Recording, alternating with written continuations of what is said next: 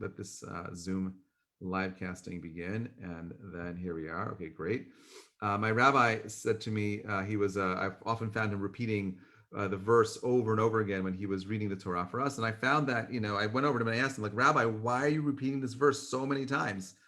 And he says to me, because I have a photographic memory and I'm not sure if I'm reading the verse from the actual Torah itself or if I'm reciting it by heart. So he would repeat it a few times just to make sure that he's seeing the words come off the page. That is a power of the written Torah. It's meant to be written from the page. And similarly, oral Torah is not meant to be written down. It's meant to be something that is transmitted orally and not written down. So Rabbeinu Nissim says the reason that the oral tradition contains the explanation of the written Torah and it can only be understood when it's explained by a well teacher. If it was to written down, once you write it down, you might be tempted to believe that just with what you read is what you understand, and that's not the case. The Torah itself has so many layers and depths to it. You cannot understand the Torah just based on the notion of reading something. There's so much depth to the Torah. There's so much depth over here to the layers of the Torah itself that don't assume that just by reading something on its own that that's enough for you to go ahead and comprehend it and understand it on your own. It doesn't work like that.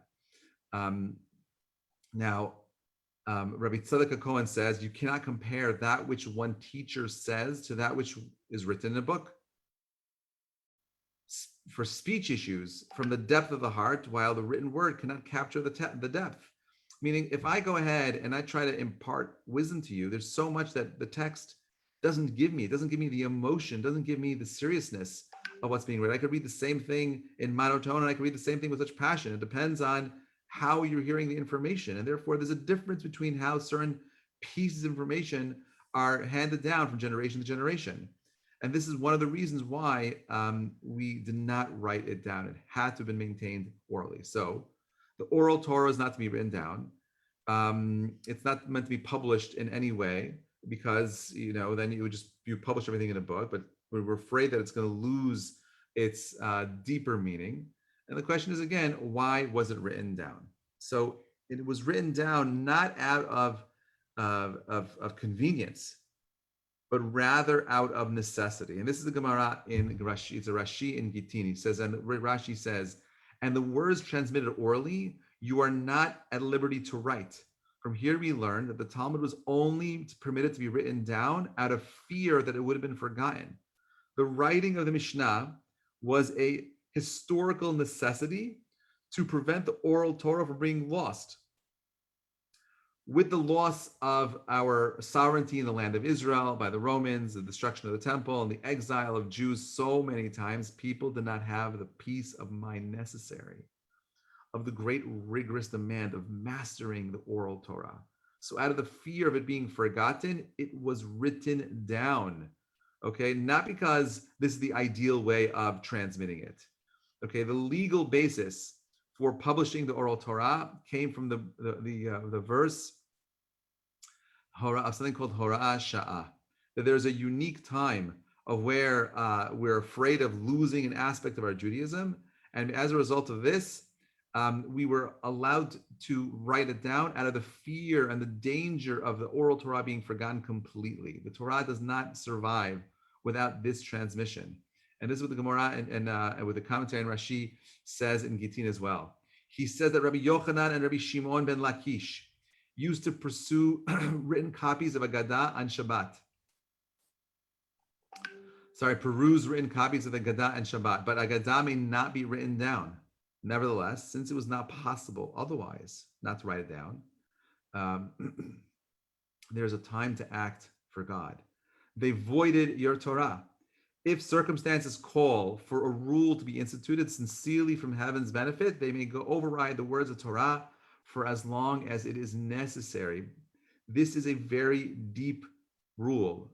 Et la'asot la Hashem is the source they use. That this is a special time, Hora'ah Sha'ah, special time to go ahead and break the rules of the Torah. Normally, yes, we would not go ahead and write it down, but because it was going to be forgotten, we said, you know what, we have no choice but to actually write it down. Now, it's important to note that even though Mishnah and Talmud, along with thousands of commentaries, were written down and are available for everyone to read and study, the Oral Torah still remains the most essential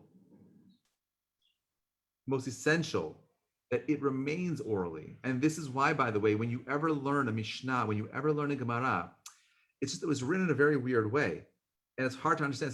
It's not like me imparting information to you. It's written in a dialogue form because it wants you to be part of the conversation. It wants you to use your mind to fill in the gaps as if you were listening to a conversation. It's not written. It's written in a very strange way, almost like a conversation. And it's begging you to ask the question, well, what do you mean when you said that? Explain that to me. Bring out the ideas. Allow it to get deeper. So the written Torah gives me the basic framework and the principles of the oral Torah. In order to understand the oral Torah, you need to have training and instruction from someone who is well versed in our traditions. And this is what Rabbi Shimshon Raphael Hirsch says. He writes this in the 19 letters on page 118. He says, the oppressions and afflictions of the times and the dispersion of Israel threatened destruction to the traditional science. The great and holy men who stood at the nation's head, wielding to necessity, decreed that the Mishnah be written down as far as its mere external word was conceived. But its spirit was still left to the traditional exposition of the living word. Increased external sorrows demand more. They put it into writing, the spirit of the Mishnah in the Gemara. But the spirit of the Gemara was still reserved for oral interpretation. The affliction increased, making further safeguards necessary. They put the spirit of the Bible and the Gemara into the Agadot, or allegorical interpretations, but disguised and veiled so the personal research should still be required to discover the true spirit of the traditional teachings thus perpetrated. So we're talking about the fact that the oral Torah was written in a way where it still requires an effort on your part to clarify what is being said. It is not, oh, here's the book, I got it, I could read the halacha, I know the halacha, oh, this is what it's meant by it. No, it's written in a way where you're meant to go ahead and ask the question to pull out the deeper meaning inside of it. Remendel of Kutsk, the Kutzker Rebbe, often stated that the sages of the Mishnah and the Talmud, who permitted the writing of the oral Torah, did not actually violate the prohibition against recording it in writing, for the depth of the oral Torah can never be contained in a book.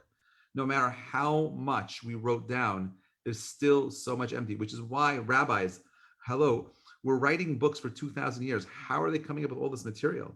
It's because so much is not written. The Chavetz Chaim lived about 120 years ago, and he wrote a whole entire book on Shmirat HaLashon. No one wrote that before.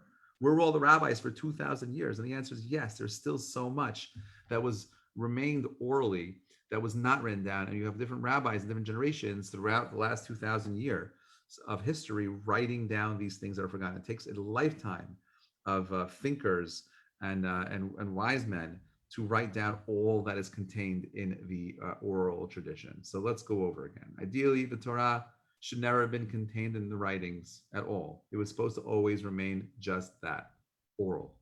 But with the destruction of the second Beit HaMikdash and the exile of the Jewish nation, the students of the Oral Torah lacked the political peace. They lacked the peace of mind to be able to retain the entire oral Torah. You have to remember, in the times of the Beit HaMikdash, when you were 5 years old, you memorized the whole entire Tanakh, okay, until you're 10. From 5 to 10, you memorize a whole entire Tanakh. That was like basic required Jewish education. You knew it by heart. And then from the time of 10 to 15, you memorize later in our history. You memorize all of Mishnah. And with that, now you had all the tools necessary to go ahead and unlock the secrets of the Torah Shebiktav using the Torah Sheba'al Peh, which is what the Talmud is about, teaching us how to think in those terms. But the Gemara is written with the assumption that you memorize the Mishnah. And the Mishnah is written with the assumption that you have memorized the Tanakh. So we're starting with nothing. Now, how many of us actually know Tanakh by heart? I met a kid in one of these yeshivot called the Silverman Method. He is a yeshiva in Israel where they do this. When a kid turns 5, they teach them how to memorize all of Torah. So by the time they're 10, they know Tanakh by heart.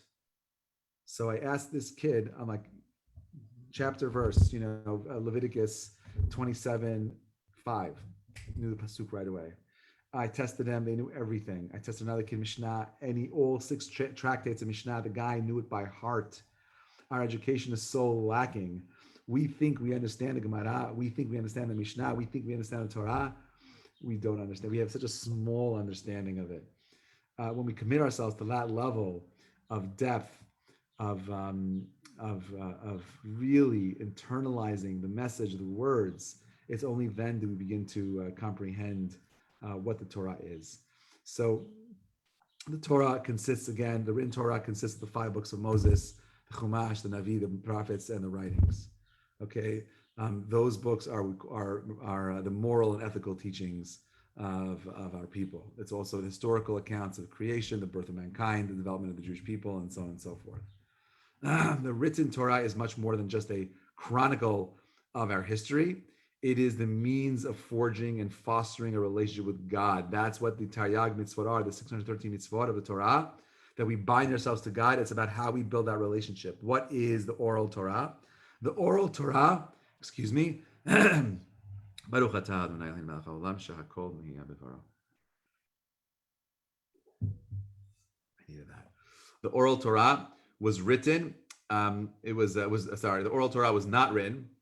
It was given with an oral explanation of everything that Moses received from God.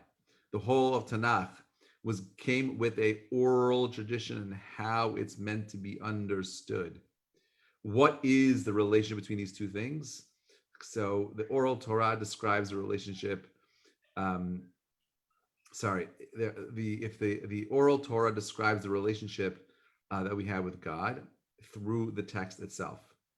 Okay, there's no one making anything up. If you don't have the text to support what you're saying orally, it doesn't work. The Oral Torah does not contain every possible ramification of the written text, but rather it consists of a systematic general principles for applying the rules spelled out in the Torah. And this is how we get to understand halacha and how we apply the halacha, which is halacha is not just the laws. Halacha is there to help create the boundaries necessary to build a relationship with God. Why was the Oral Torah recorded? Because we were going to forget it. And therefore, we had to write it down. Remember, not all of it was recorded, only enough to maintain the principles so that every generation has the ability of unlocking that which is written inside of it. I conclude with the Oral Torah. If you want to read a great book that goes through this, there's a book called The Dynamics of Dispute, which goes through it in depth. I like that book. There is another book called The Student's Guide to the Talmud, written by Rabbi Tzvi Hirsch Chages. It's called Mevo HaTalmud. He has the first 16 chapters are all about this. But if you go through the Dynamics of Dispute, goes through all of it. Fascinating read. Something that all of us should really spend time understanding. God willing, next week's coffee talk, I'm going to be dealing with anti-Semitism. So much of that going on. I think we need to spend some time understanding it for ourselves and how to, God willing, respond to it and change the attitudes of the people that surround us. Wishing you all an amazing week. You should be blessed with nachat and bracha. Only again, share and smachot. Looking forward to seeing you all in person sometime soon. Thank you so much for listening. Have a great day.